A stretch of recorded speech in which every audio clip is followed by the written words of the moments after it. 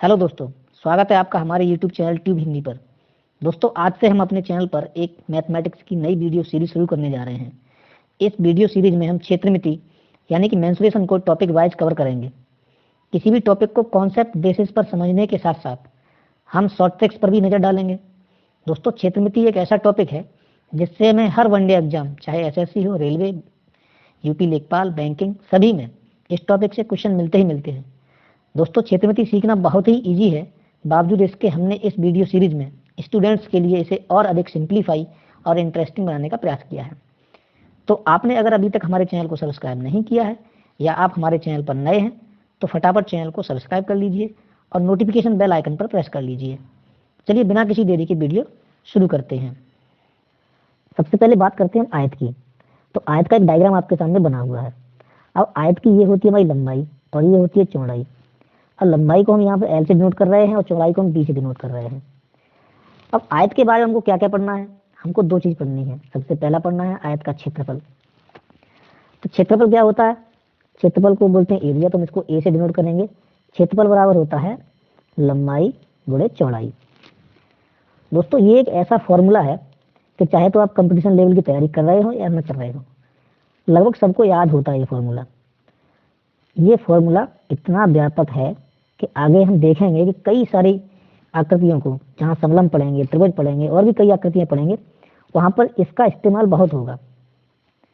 अच्छा, दूसरा हमको पढ़ना है आयत का परिमाप। तो आयत का परिमाप क्या होता है? P equal to 2L plus B, P for perimeter. ये फॉर्मूला हमने किताबों में पढ़ रखा है आयत के परिमाप का। एक्चुअली परिमाप होता क्या है, इसको थोड़ा और डिटेल में समझते हैं। तो यहाँ पर आप देख रहे हैं हमने 5-6 आकृतियां आपके सामने बना रखी हैं। सबसे पहले एक त्रिभुज है, उसके बाद एक आयत है, वर्ग है, एक पंचभुज है, षटभुज है और एक सप्तभुज है। अब परिमाप होता क्या है? इसके लिए क्या सभी के लिए परिमाप निकालने का अलग अलग फॉर्मूला होता है? ऐसा कुछ नहीं है। परिमाप जो होता है वो होता है सभी भुजाओं का योग। कोई भी आकृति हो, चाहे 3 भुजाओं की हो, 4 भुजाओं की हो, 5 भुजाओं की हो, कोई भी आकृति हो, आपको कुछ नहीं करना है। अगर उसका परिमाप निकालना है तो सभी भुजाओं का हमको क्या कर देना है? योग कर देना है, बस। लेकिन हमने आयत के परिमाप का एक फॉर्मूला पढ़ रखा है, वर्ग के परिमाप का भी हमने बुक्स में फॉर्मूला पढ़ा हुआ है। तो और बाकी के फॉर्मूले हमने नहीं पढ़े हैं।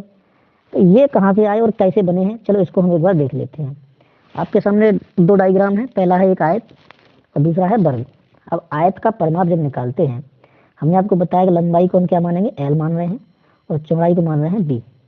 और अगर ये वाली एल है तो हमारी ये वाली भी एल होगी और ये वाली क्या होगी? डी होगी। अब जब परिमाप निकालेंगे तो उसका एक ही फंडा है कि हमको सभी भुजाओं को क्या करना है? योग कर देना है। तो हम इस वाले को पहले जोड़ रहे हैं एल, प्लस इस वाले को ले रहे हैं बी, प्लस इस वाले को ले रहे हैं एल, और अब हम इस वाले को ले रहे हैं डी। अब आपने देखा कि 1 और 2 हमारे पास एल हो गए हैं, तो 2L प्लस 2B। यहाँ पे हम देख पा रहे हैं कि 2 दोनों में कॉमन है, तो 2 कॉमन ले लिया। अब बचा हमारा L प्लस B। यही फॉर्मूला आपने बुक्स में पढ़ रखा है। इसमें हमने कुछ नया नहीं किया है। जो हमने आपको भी बताया था कि हमको किसी भी आकृति का परिमाप निकालने के लिए कुछ एक्स्ट्रा नहीं करना है, बस सभी भुजाओं को क्या कर देना है? हमको योग कर देना है। ऐसे ही हमने वर्ग का हमने परिमाप भी पढ़ रखा है, उस वाले फॉर्मूला पर भी नजर डाल लेते हैं। तो वर्ग का परिमाप निकालने के लिए हम क्या करेंगे? P बराबर। अब वर्ग में होता क्या है कि चारों भुजाएं होती हैं बराबर। अगर मान लीजिए हमारी एक भुजा की लंबाई दे दी है a, तो अब वर्ग की चारों भुजाएं बराबर होती तो सभी की लंबाई a हो जाएगी। अब हम a और a और a और a चारों भुजाएं जोड़ दिए, तो ये क्या हो जाएगा? 4 × a, यानी 4a हो गया। P इक्वल टू चल रहा हमारा ये। और यही आपने पढ़ रखा है, यही आपने पढ़ा है।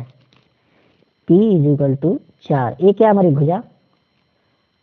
तो बुक्स में आपने यही फॉर्मूला पढ़ा है कि वर्ग का जो परिमाप होता है वो होता है 4 गुणा भुजा। तो ये फॉर्मूला हमने देखो आपके सामने ही बनाया है, इसमें कोई बहुत बड़ी रॉकेट साइंस नहीं है।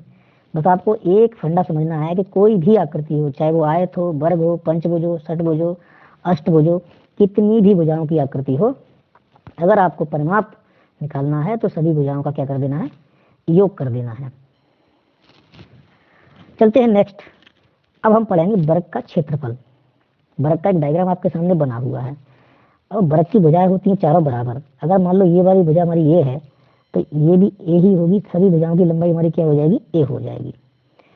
और अभी मैंने बताया था आयत का क्षेत्रफल हमने क्या पढ़ा था, आयत का क्षेत्रफल हमने पढ़ा था लंबाई गुणे चौड़ाई।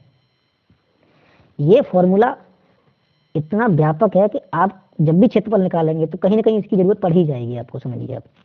अब वर्ग के केस में हम बात करें तो वर्ग के केस में लंबाई चौड़ाई दोनों बराबर ही है, लंबाई भी ए ही है और चौड़ाई भी ए है, तो क्षेत्रफल क्या हो गया वर्ग का, ए स्क्वायर।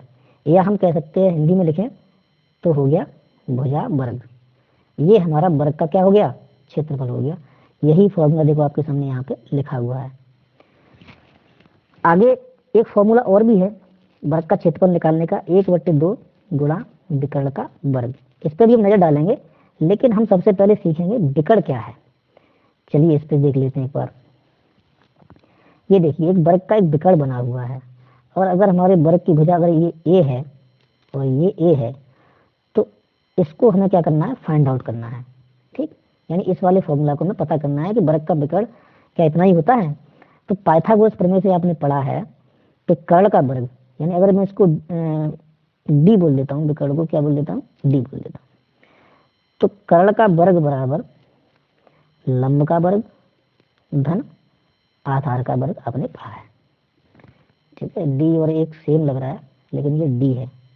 ठीक, तो हमने यहाँ क्या किया है, एक कर्ण का वर्ग बराबर लंब का वर्ग ये वाला और धन आधार का वर्ग, ये कर दिया हमने। अब आप यहाँ पे देख रहे हैं ये हो गया D square is equal to 2a square. अगर डी का मान निकालेंगे तो ये वाला पोर्शन इधर किस में चला जाएगा, अंडर रूट में चला जाएगा। और डी का मान निकालेंगे तो ए स्क्वायर, इसका तो वर्गमूल ले सकते हैं भाई, ए स्क्वायर का वर्गमूल लेंगे तो क्या आ जाएगा बाहर, ए आ जाएगा, लेकिन इसका पेयर नहीं बनेगा 2 का, तो अंडर रूट में क्या रह जाएगा, 2 रह जाएगा। या इसको हम कह सकते हैं विकर्ण बराबर ए हमारी क्या है, भुजा है, तो ये हो गया भुजा अंडर रूट 2। ठीक, यही फॉर्मूला आपने बुक्स में पढ़ा है। ये लिखा है वर्ग का विकर्ण बराबर अंडर रूट 2 गुणा भुजा। इसका क्या मतलब हुआ कि अगर हमारी वर्ग की कोई भुजा 6 सेंटीमीटर है, 6 है, तो उसका विकर्ण कितना होगा, 6 अंडर रूट 2 हो जाएगा।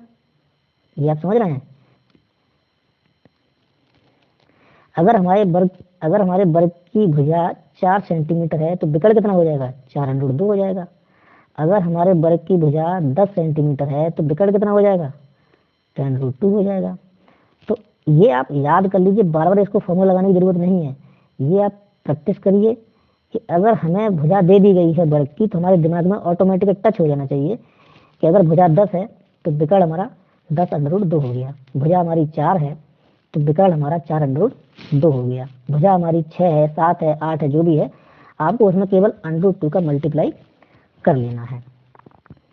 अब आते हैं हम इस वाले फॉर्मूले पे, तो इस वाले फॉर्मूले से भी हम वर्ग का क्षेत्रफल ज्ञात कर सकते हैं। तो देखो यहाँ पे है 2 विकर्ण, एक विकर्ण ये वाला है, मैं कलर चेंज कर लेता हूँ। एक विकर्ण हमारा ये है, इसको हम बोल दे रहे हैं, इसका कुछ नाम दे रहे हैं डी। और ये दूसरा वाला विकर्ण है तो डी हमें इसको भी देना पड़ेगा, क्योंकि दोनों विकर्ण क्या होंगे, वर्ग के बराबर ही होंगे। ये डी है, ठीक है।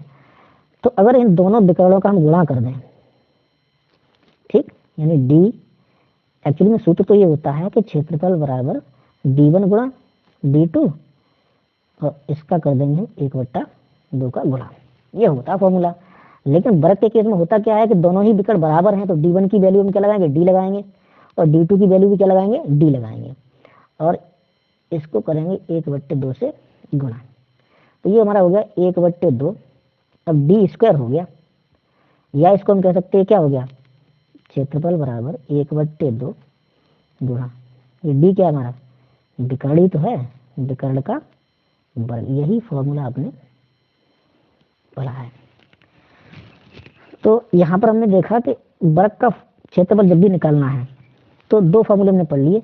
एक तो ये पढ़ा है भुजा का वर्ग कर दीजिए, और अगर किसी क्वेश्चन में भुजा नहीं दी है और वहां पर हमको दे दिया है विकर्ण, तो फिर हम इस वाले फॉर्मूले से क्वेश्चन को हल करेंगे।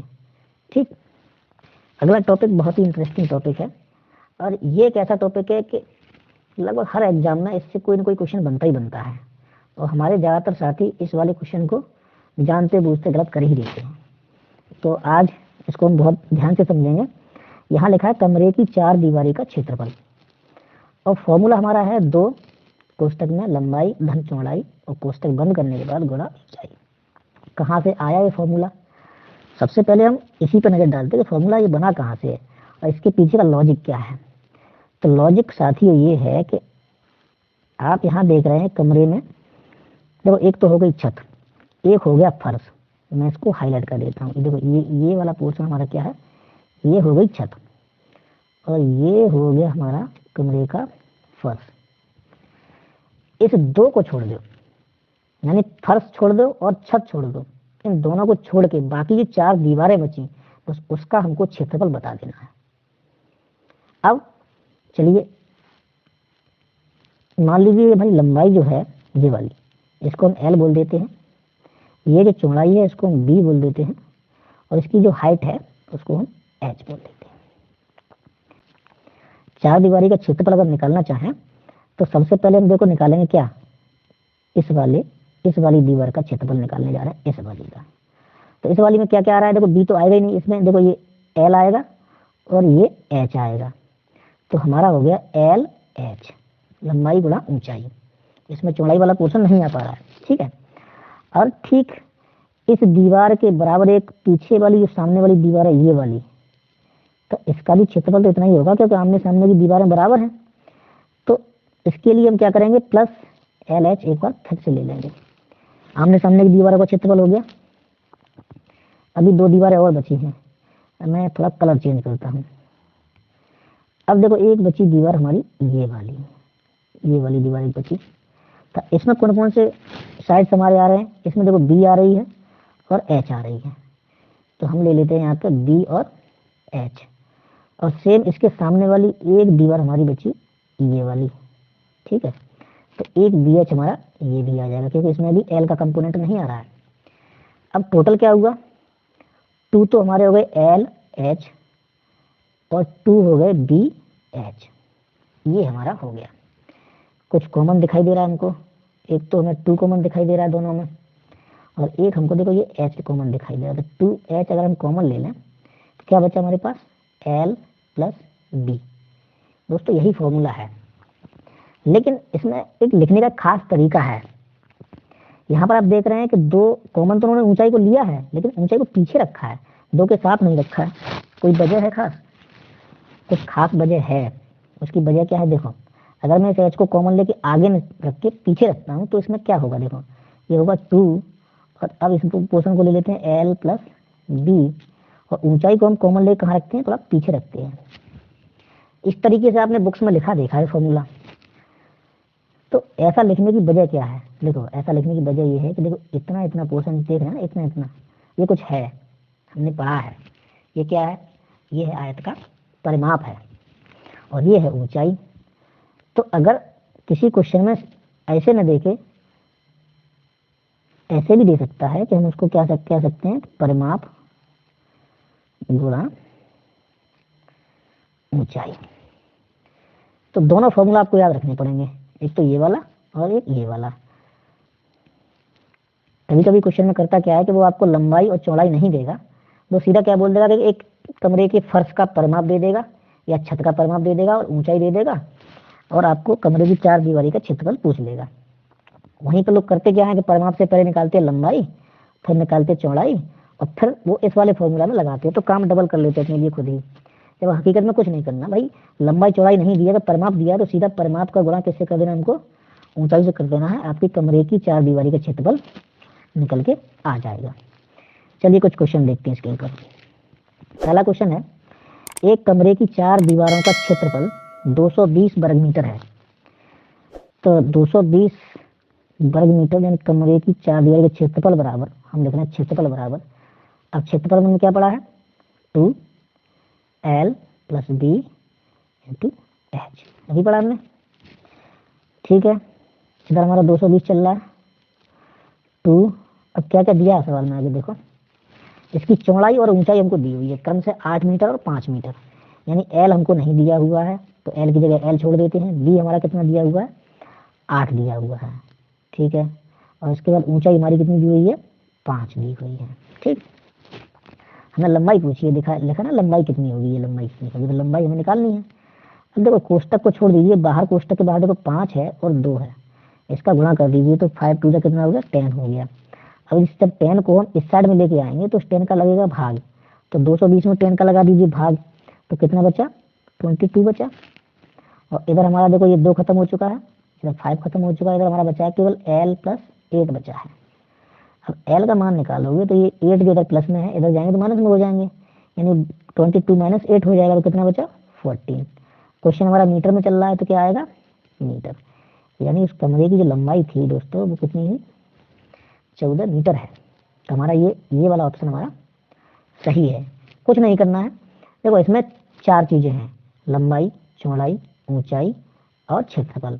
क्वेश्चन में यही करेगा मोस्टली कि आपको इन 4 में से 3 चीजें दे देगा, लंबाई चौड़ाई ऊंचाई दे देगा तो क्षेत्रफल पूछने लगेगा। अगर क्षेत्रफल दे देगा तो इन 3 में से कोई एक गायब कर देगा। बस आपको फॉर्मूला में रखना है और सिंपल से पक्षांतर के नियमों का पालन करते हुए उसको निकाल देना है। अगला क्वेश्चन फिर से देखते हैं, इसी फॉर्मूला पे। एक कमरे का फर्श का परिमाप दिया है, देखो मैंने बता दिया, पहले बताया था कि कभी कभी क्वेश्चन में क्या करेगा कि आपको लंबाई और चौड़ाई न देके सीधा सीधा परिमाप दे देगा। ठीक है, तो ये वही क्वेश्चन है, मैंने जानबूझ के इसको ऐड किया है जिससे कि आपको थोड़ा समझ में आए।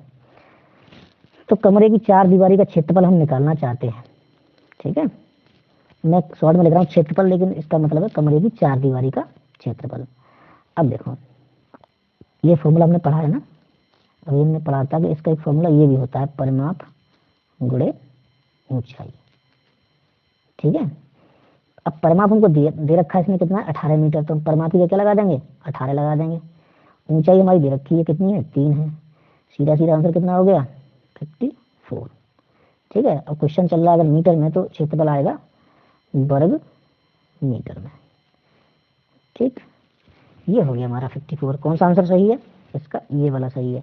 अब इसी वाले क्वेश्चन में हमारे बहुत से साथी क्या करने लगते हैं, परिमाप दिया हुआ है ना तो वो लगाएंगे 2l plus B is equal to, हमारा दिया हुआ 18। अब वो फंस जाते हैं कि यार इसमें l कहाँ से निकलेगी, b कहाँ से निकलेगी, वो यहीं पे कंफ्यूज हो जाते हैं। जब हकीकत में देखो ये फॉर्मूला ये भी है, ये वाला भी आपको साथ में याद रखना पड़ेगा। ठीक, नेक्स्ट क्वेश्चन देखते हैं। एक श्रोता कक्ष की लंबाई और चौड़ाई का अनुपात दिया हुआ है 3:2।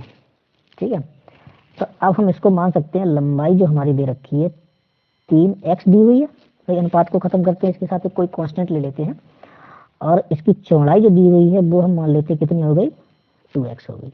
ठीक, अब कमरे की छत का क्षेत्रफल, यानी इसका देखो ये इसका क्षेत्रफल आपको दे रखा है, तो इसमें क्या क्या आएगा, l आएगा और b आएगा, यानी l और b का गुणा दे रखा है आपको, तो यानी वो कह रहा है कि 3x और 2x का गुणा करोगे तो कितना है, 600 आपको दे दिया उसने क्वेश्चन में। ये हमारा इक्वेशन नंबर 1 हो गया।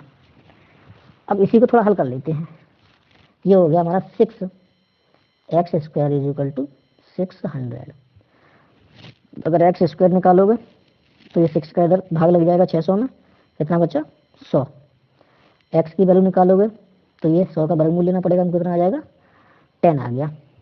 अगर x का मान हमारा 10 आ गया, x की वैल्यू 10 है, तो इस x की वैल्यू को कहाँ पुट करेंगे, हम यहाँ पुट करेंगे, कहाँ पे, l वाले में। तो 3 गुणा 10 इज इक्वल टू, लंबाई हमारी एक्चुअल में कितनी है वहाँ पे, लंबाई हमारी 30 है, और चौड़ाई कितनी है, 2 गुणा 10 कर देंगे तो कितनी हो जाएगी हमारी, 20। ये आपको ध्यान रखनी है, हमने ये निकाल लिया कि लंबाई हमारी कितनी है, 30 है, और चौड़ाई हमारी 20 है, ये निकल आया। अब वो क्या कह रहे हैं, अब वो कह रहे हैं कि 4 दीवारी का क्षेत्रफल 1500 वर्ग मीटर हो तो कमरे की ऊंचाई बता दीजिए साहब। चलिए आगे देखते हैं, इसको थोड़ा मैं मिटा लेता हूँ।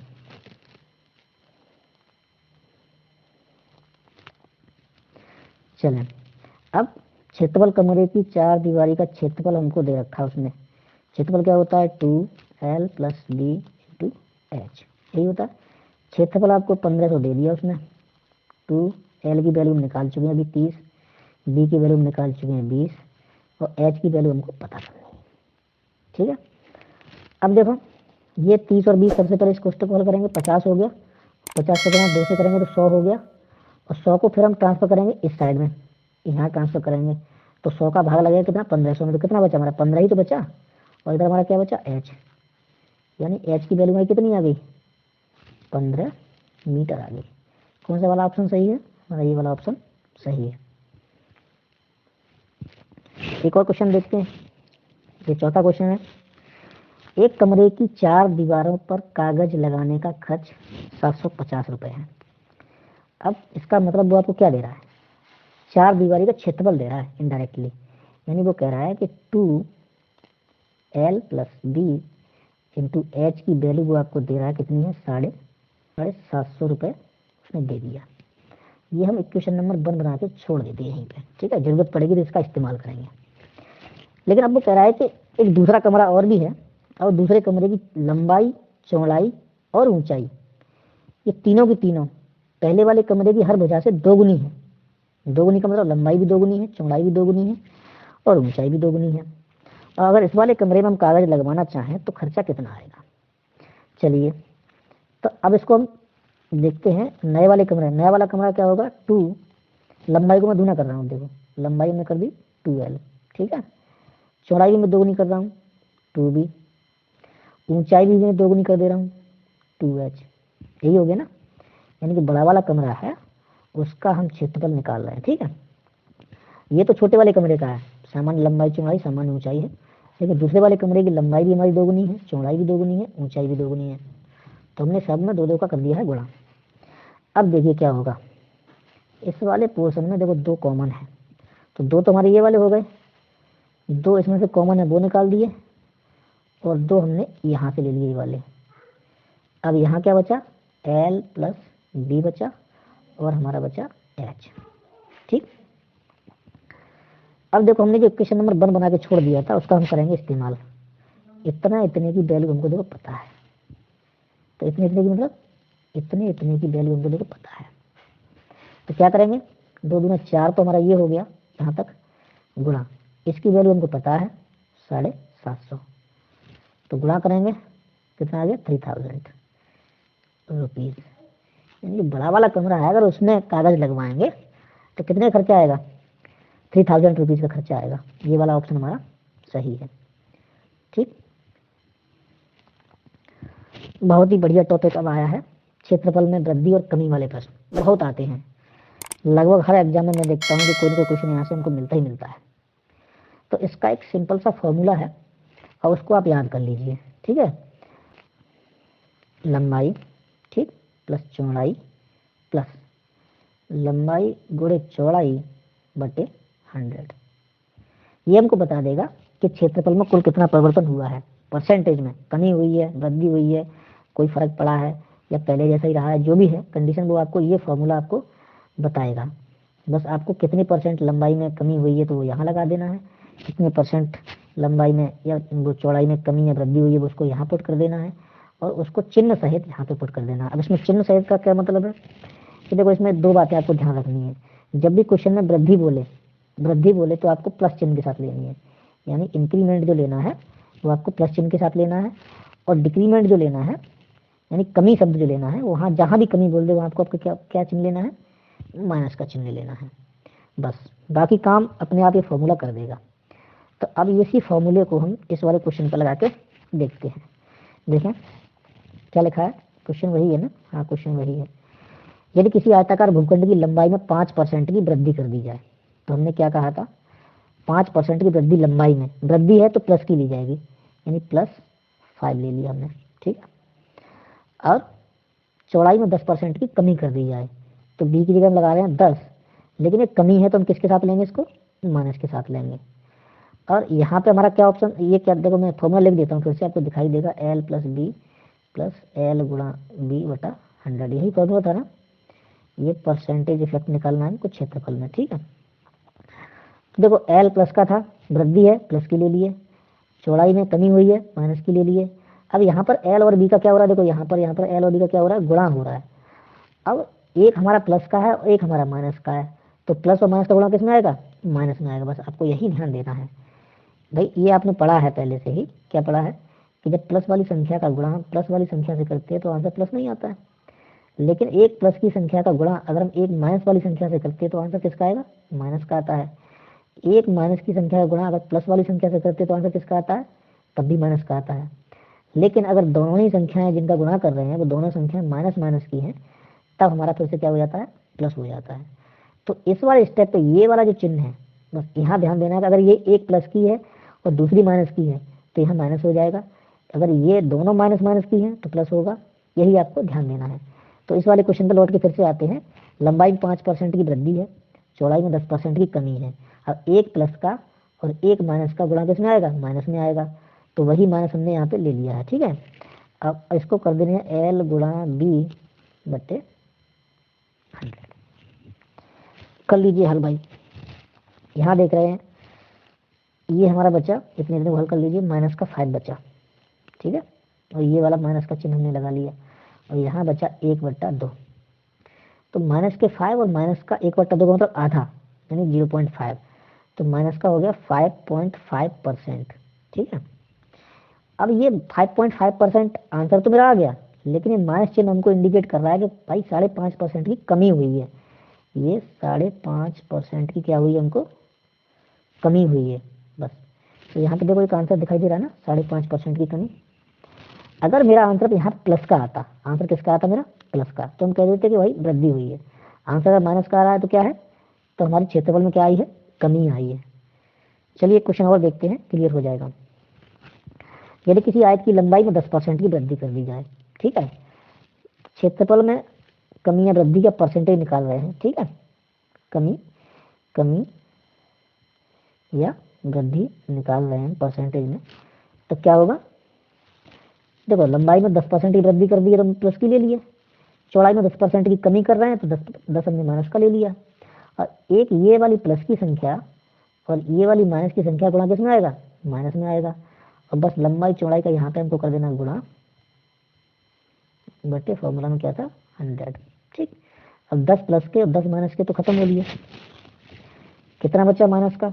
देखो ऊपर भी 100 बचा है और नीचे भी 100 बचा है, ये भी कट गया तो कितना आ गया? 1 आ गया मेरा। तो ये हमारा आंसर आया माइनस का 1%। तो इसका हम क्या कहेंगे? ये हमारी क्या है? 1% की क्या हुई है? कमी हुई है, यानी क्षेत्रफल में 1% की कमी आ जाएगी। कब? जब हम आयत की लंबाई को 10% बढ़ा दें और चौड़ाई 10% घटा दें, तब जो नया क्षेत्रफल हो जाएगा हमारे आयत का, वो पहले वाले आयत से 1% कम हो जाएगा। इस टाइप के क्वेश्चन एग्जाम में बहुत आते हैं और बहुत ईजी है। आप देख रहे हैं यहाँ तो मैं आपको हल करके दिखा रहा हूँ, वरना ये एक दो दूसरी लाइन से तीसरी लाइन में नहीं जाएगा ये। चलें एक क्वेश्चन और देख लेते हैं। एक आयत की लंबाई में 25% की वृद्धि कर दी जाती है। चलें तो देखो लंबाई में 25% की हमने कर दी वृद्धि, प्लस का लिया है हमने, देखो वृद्धि प्लस के साथ ले रहे हैं भाई। किसी संख्या के आगे अगर कोई चिन्ह नहीं लगाते हैं तो ऑटोमेटिकली प्लस का ही माना जाता है, ठीक। और इसकी चौड़ाई में कितने परसेंट की कमी कर दी जाए? क्वेश्चन समझिए, चौड़ाई में कितने परसेंट की कमी कर दी, बी की वैल्यू हमको नहीं दे रहा है इस क्वेश्चन में, तो बी की वैल्यू हमको नहीं दे रहा है। तो ये हो गया एल प्लस बी प्लस, ठीक। और इन दोनों का करना होता है क्या? ऊपर गुणा 25 गुणे बी, यहाँ तक भी समझ में आ गया। और उसके नीचे रहता है 100। ये तो हमने अभी तक क्वेश्चन यहीं तक पढ़ा है, यहाँ तक कि क्षेत्रफल में कोई परिवर्तन ना हो, यानी क्षेत्रफल में ना तो कमी हो और ना ही वृद्धि हो। इसका मतलब यहाँ पे वो क्या दे रहा है? 0 दे रहा है आपको। एक इक्वेशन बन गई, बस आपको इसको हल करना है, आंसर अपने आप आ जाएगा। अब आंसर निकालने के लिए देखो इधर को हम क्या करेंगे? एलसीएम लेंगे। तो 0 इज इक्वल टू 100 का एलसीएम लेंगे तो इसका इससे गुणा हो जाएगा, कितना हो जाएगा? 2500 प्लस इसका इससे गुणा करेंगे 100 बी हो गया, प्लस ये वाला तो 25 बी हो गया और पूरे के बट्टे हमारा क्या हो गया? 100 हो गया, ठीक। अब इस बार 100 को इधर 0 की तरफ ट्रांसफर कर देंगे तो 0 से गुणा हो जाएगा, तो इधर तो सब 0 हो गया, यानी ये 100 0 में चला गया तो सब 0 हो गया। अब हमारी इक्वेशन बची क्या?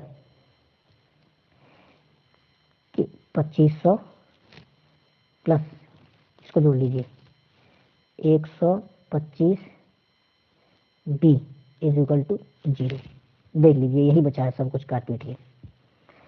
अब हम इसकी बी की वैल्यू पता करेंगे तो 125 बी, इसको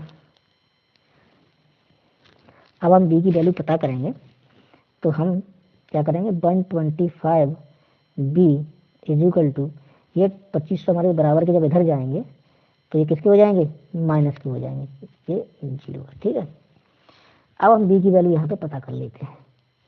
तो बी की वैल्यू जब पता करेंगे तो माइनस के 2500 बटे 125, यानी बी की वैल्यू हमारी आ गई माइनस के 20। यानी ये क्या माइनस चिन्ह क्या इंडिकेट कर रहा है, माइनस हमको बता रहा है कि कमी करनी है। कितने परसेंट की कमी करनी है, 20% की कमी करनी है। किसमें करनी है, चौड़ाई में। तो हम कहेंगे कि चौड़ाई में 20% की, ये चिन्ह बता रहा है कमी कर दीजिए। अगर लंबाई में 25% की वृद्धि कर रहे हो तो चौड़ाई में 20% की कमी कर दीजिए, तो क्षेत्रफल पर कोई असर नहीं पड़ेगा। तो इसका कौन सा वाला सही है हमारा, सबसे पहला ही आंसर सही है कि चौड़ाई में 20% की कमी कर दीजिए तो हमारे क्षेत्रफल पर कोई असर नहीं पड़ेगा। चलिए एक नोट पॉइंट है उसको समझते हैं। ये क्या है कि यदि किसी आयत की आसन्न भुजाओं को जिनमें एक को स्थिर रखा जाए, अब एक हम आयत उठा लेते हैं आपके सामने ही, ये एक आयत है, ठीक है। अब यहाँ देखिए वो कह रहा है कि यदि किसी आयत की आसन्न भुजाएं, आसन्न का मतलब एक दूसरे से जुड़ी, जैसे ये वाली भुजा हमारी इससे जुड़ी हुई है, ठीक है। आसन्न भुजाओं को जिनमें से एक को स्थिर रखा जाए, यहाँ देखिए एक को स्थिर रखा जाए का मतलब है कि चाहे तो हम लंबाई को रोक दें, भाई इसको न तो घटाएंगे और ना ही बढ़ाएंगे, ठीक है, और दूसरी को m गुना कर दिया जाए, दूसरी को हम बढ़ाते हैं। बढ़ाने का मतलब मान लो 2 है, उसका दूना कर दिया, 4 कर दिया, तिगुना कर दिया, 2 थी 6 कर दिया, 8 कर दिया, 10 कर दिया, यानी 1 गुना, 2 गुना, 3 गुना, 4 गुना। अगर इस तरीके से हम केवल एक भुजा को बढ़ाते हैं तो एक को हम रखते हैं कांस्टेंट, चाहे तो हम लंबाई को बढ़ाएं तो इसको रोक दें, इसको हम घटाएंगे बढ़ाएंगे नहीं, या अगर हम इसको रोक देते हैं तो इसमें परिवर्तन करेंगे, ठीक है। तो दो में से एक को तो हम रखेंगे कांस्टेंट और दूसरी को हम बढ़ाएंगे, 2 गुनी, 3 गुनी, 4 गुनी, 5 गुनी, ऐसे करके, ठीक। तो इसके क्षेत्रफल पर क्या असर पड़ेगा, तो आप इसकी प्रैक्टिस करिए, आपके लिए एक तरह से असाइनमेंट है, ठीक। तो इसके क्षेत्रफल में क्या होगा मैं आपको बता दे रहा हूँ, क्षेत्रफल भी m गुना हो जाएगा। इसका मतलब क्या है कि अगर चौड़ाई को मैं नहीं बढ़ा रहा हूँ, लंबाई को मैं 2 गुना कर दिया, लंबाई को मैं कितना गुना कर दिया, 2 गुना, तो क्षेत्रफल भी मेरा कितना हो जाएगा, 2 गुना हो जाएगा। अगर लंबाई को मैं पहले की अपेक्षा 3 गुना कर देता हूँ, ठीक, तो क्षेत्रफल भी मेरा कितने गुना बढ़ जाएगा, 3 गुना बढ़ जाएगा। प्रैक्टिस करिए। 4 भुजाएं हैं आपके सामने, मान लीजिए जैसे ये 2 है, सॉरी इसको 4 मान लीजिए, इसको 3 मान लीजिए, ठीक। उसके बाद आप इसका एरिया निकाल के देखिए, उसके बाद 4 का दूना करके तब निकाल के देखिए, और फिर देखिए कि क्षेत्रफल पर क्या असर पड़ रहा है। तो आपकी समझ में आएगा कि अगर हम एक भुजा को स्थिर रख रहे हैं और दूसरी भुजा को हम m गुना कर रहे हैं, m गुना का मतलब 2 गुना, 3 गुना, 4 गुना, तो जितने गुना आप भुजा को बढ़ा रहे हैं उतने ही गुना आपका क्षेत्रफल इंक्रीज हो जाएगा। सिमिलरली फिर से वही एक आयत है, बना लेते हैं एक आयत, ठीक है। अब अभी तो हम बात कर रहे थे गुना में, 2 गुना, 2 गुना, ठीक, या 3 गुना, 4 गुना, ऐसे करके। लेकिन अभी हम क्या करने वाले हैं, अब बात हो रही है परसेंटेज में, ठीक। ये कह रहे हैं यहाँ पे कि एक को स्थिर रखा जाए लेकिन दूसरी को m% बढ़ा दिया जाए, वही 10% बढ़ा दिया जाए, 3% बढ़ा दिया जाए। अभी जो हम प्रश्न पढ़े हैं वही l plus B plus l गुणा बी बटे 100, ये कमी या वृद्धि परसेंटेज में निकालते हैं, ठीक है। तो हो क्या रहा है यहाँ पे, देखो हमने क्या करके देखा, पहले दोनों में परिवर्तन करके देखा, तब इसकी वैल्यू पता करें क्षेत्रफल पर क्या असर पड़ रहा है। फिर हमने एक क्वेश्चन बीच में एक ऐसा पढ़ा कि जिसको हमने ये कांस्टेंट कर दिया, क्षेत्रफल घटे ना बढ़े, और हमने ये वाली चीज गायब कर दी थी, लंबाई दे दी थी। अब इस वाले में क्या कर रहे हैं हम, इस वाले में देखो, इस वाले में हम इन दोनों भुजाओं में से एक को क्या कर रहे हैं, कांस्टेंट कर रहे हैं, और तब हम देखेंगे इस पर क्या असर पड़ने वाला है। तो देखो इसमें 3 एलिमेंट हैं, एक तो हमारा क्षेत्रफल, लंबाई और चौड़ाई। 3 तरह के सवाल बन रहे हैं, कभी तो वो क्षेत्रफल पूछेंगे, लंबाई चौड़ाई दे के आपको क्षेत्रफल में परिवर्तन पूछेंगे, कभी क्या करेंगे क्षेत्रफल का परिवर्तन दे देंगे और लंबाई में परिवर्तन दे देंगे तो चौड़ाई में कितना परिवर्तन करना है वो आपसे पूछ लेंगे।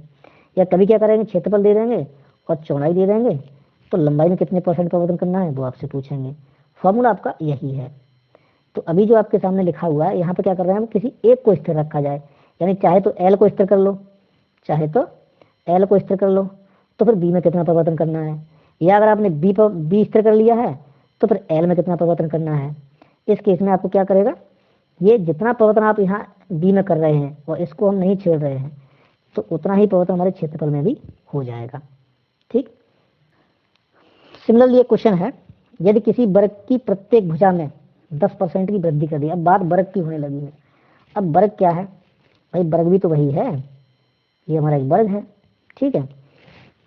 अब वर्ग में होता क्या है कि वर्ग की चारों भुजाएं होती हैं बराबर, तो जितना परिवर्तन हम एक भुजा में करेंगे वो सभी भुजाओं में उतना परिवर्तन हो जाएगा। तो अगर यहाँ 10% की आपने वृद्धि कर दी तो 10% की वृद्धि भैया यहाँ पे भी तो हो जाएगी। ठीक है। तो फॉर्मूला हमको अलग से कोई याद नहीं करना है, अभी हमने जो फॉर्मूला पढ़ा है वही फॉर्मूला इस्तेमाल करेंगे। प्रत्येक भुजा का लंबाई L plus B plus L गुणे बी बटे 100, यही फॉर्मूला हमको याद रखना है। तो लंबाई में कितनी वृद्धि हो रही है, 10% की। अब वृद्धि है तो प्लस के साथ ले रहे हैं। अब चौड़ाई भी, अब चौड़ाई हम क्या करें भाई, वर्ग की चारों भुजाएं बराबर ही हैं तो चौड़ाई में भी 10% की वृद्धि हो रही है। वृद्धि हो रही है तो इसलिए इस वाले को भी हम क्या लेंगे, प्लस का लेंगे। ठीक है। अब प्लस वाली संख्या का गुणा प्लस वाली संख्या से तो ये वाला प्लस चिन्ह आएगा और यहाँ आ जाएगा 10 × 10 बटे 100। ये कितना हो गया भाई, कितना हुआ, ये हमारा हो गया 20 और ये देखिए ये वाला हो गया 100 बटे 100, यानी ये कट के क्या रह गया, 1 रह गया तो प्लस में 1। अब टोटल हमारा आंसर आ गया 21। और चूंकि किसका है, आगे कोई चिन्ह नहीं लगा तो प्लस का माना जाएगा। हम कहेंगे 21% की क्या हो गई भैया, वृद्धि हो जाएगी। ठीक है, ये हमारा आंसर है। Answer is this. अगर वर्ग की भुजा में 10% की वृद्धि कर दें तो चारों भुजाओं में 10-10% की वृद्धि हो जाएगी। तो क्षेत्रफल पर क्या असर पड़ जाएगा, क्षेत्रफल हमारा पहले की अपेक्षा 21% इंक्रीज हो जाएगा। अब इस क्वेश्चन को करने के बहुत से तरीके हैं, मैं एक छोटा सा तरीका और बता देता हूं। हालांकि तरीके तो इसके 3-4 हैं लेकिन ज़्यादा लेंथी तरीका हम नहीं देखेंगे। अब इस तरीके से हम क्या करेंगे, एक तरीका ये है कि मान लिया जाए कि हमारी भुजा 10 है तो ये सब 10-10 की होंगी। अब बात परसेंटेज में नहीं हो रही है, हमने मान लिया कि 10 मीटर है या सेंटीमीटर जो भी है, ठीक, तो सब 10-10 की हो जाएंगी। अब वो कह रहा है कि इसमें 10% की कर दी जाए वृद्धि, तो 10 का 10% कितना हो गया, 1 हो गया। अब 1 हम इसमें बढ़ा दें तो एक नया वर्ग बनेगा भाई। जो नया वर्ग बनेगा उसकी भुजा कितनी हो जाएगी, अब ये 11-11 की हो जाएंगी। 1% की वृद्धि हो गई। देखो ये तरीका उनको अच्छा लग सकता है जिनका परसेंटेज वाला पोर्शन ठीक है, जिनको परसेंटेज 1%, 5%, 10% निकालने में ज़्यादा दिक्कत नहीं होती है। ठीक, तो भाई 10 का 10% कितना होगा, 1 होगा, उसकी वृद्धि कर दें 10 में 1 जोड़ देंगे तो कितना हो जाएगा हमारा, 11 हो जाएगा। तो पहले हमारा जब इसका एरिया निकाल रहे थे तो लंबाई गुणा चौड़ाई, इसका कितना एरिया आ रहा था हमारा, 100 आ रहा था। और यहाँ पर 11/11 निकालेंगे नया वाला, 10% की वृद्धि करने के बाद जो एरिया आ रहा है हमारा वो 121 आ रहा है। देखो 11/11 कितना होगा, 121 होगा। आप देखिए क्योंकि ये 100 पे निकाल रहे हैं तो परसेंटेज वाला काम खत्म कर दिए, ये परसेंटेज का चिन्ह मान लीजिए खत्म ही हो गया। तो क्वेश्चन को हमने इस तरीके से ऐड कर लिया कि आंसर कितने निकाल रहे हैं, 100 पे निकाल रहे हैं। तो 100 पे कितने की वृद्धि हो रही है, 21 की वृद्धि हो रही है। देखो पहले 100 था अब 121 हो गया है, कितना बढ़ गया है, 21% हमारा क्षेत्रफल पहले की अपेक्षा बढ़ गया है। एक सिंपल तरीका ये भी है, चाहे तो आप ऐसे निकाल सकते हैं। एक और तरीका है, सैद्धांतिक तरीका है, थोड़ा लेंथी है, मैं नहीं बताना चाहूँगा क्योंकि हमको कंपटीशन क्लासेस में वही चीज़ देखनी है कि हर जो चीज़ हमारा समय बचाए। एग्जाम में ऐसी चीज़ हमको नहीं लेके जानी है जिससे हमें ज़्यादा टाइम लगे किसी क्वेश्चन को हल करने में। तरीके तो बहुत हैं। नेक्स्ट क्वेश्चन देख लेते हैं। किसी वर्ग की प्रत्येक भुजा में 10% की कमी कर दी जाए तो वर्ग के क्षेत्रफल में कितने प्रतिशत की कमी आ जाएगी। चलिए एक वर्ग बना लेते हैं भाई, ये आपके सामने एक वर्ग है, ठीक है। अब 10% की हम कर रहे हैं कमी कर रहे हैं तो हम वही करेंगे, पहले उस वाले फॉर्मूले से निकालते हैं, L plus B plus L गुणे बी बट्टे 100 वाले फॉर्मूले से। आंसर कितना आता है, 10% की कमी कर रहे हैं तो ये वाला 10 हम किसका लेंगे, माइनस का लेंगे। और दूसरी वाली भुजा भाई 10% की यहाँ कमी हो रही है, 10% की यहाँ भी तो कमी हो जाएगी, तो दूसरी वाली भुजा में 10% की फिर यहाँ कमी कर दी। और देखो यहाँ L गुणा B का मान लगाते हैं 10 गुणे 10 बटे 100। लेकिन यहाँ पे जो चिन्ह है बस यहीं पे ध्यान देना है। देखो ये वाली संख्या माइनस की है, ये वाली माइनस की है, और यहाँ पे हम दोनों का कर रहे हैं, क्या कर रहे हैं, गुणा कर रहे हैं। तो दोनों माइनस माइनस का गुणा किस में आएगा, यहाँ पे प्लस में आएगा। बस यही ध्यान देना है आपको।